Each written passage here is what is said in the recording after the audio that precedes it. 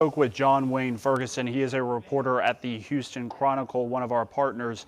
He just spoke with the killer's family moments ago. I spoke with that reporter just a couple minutes ago. Take a listen. That they didn't see the person they knew as the person who could commit this kind of crime.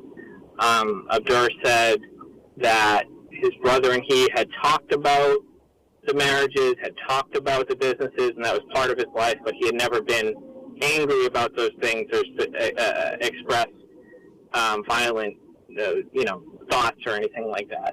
We talked a little about their faith, that at least one side of the family grew up in the Islamic faith. Abdur said that that people shouldn't associate their faith with what his brother did. He said he believed his brother had been radicalized in some way. When you spoke with the family, did they give any information why New Orleans, of all places to come to? No, I asked if he'd ever been to New Orleans or if they knew of any connections with that, and the brother said no, there was nothing he knew of. Did they give any inclination as to why? I know it's still being determined and still... No, not really. He said the family was in shock, that they're still searching for answers to, other than kind of theorizing that his brother was radicalized. Did the family have a message to the victims? I think, again, they were concerned. Yes, he said the family, their thoughts were with the victims, and the witnesses and everybody who was affected by this.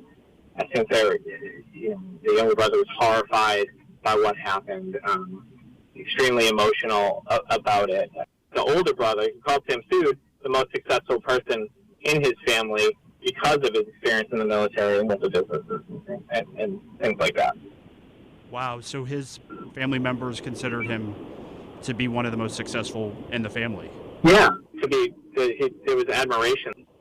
I saw a young man that wanted to share some things about his brother, but also wanted to be empathetic towards victims. And I think it's just a struggle from the families of victims. I think it's a normal struggle for the families of suspects to go through, and I hope people might keep that in mind.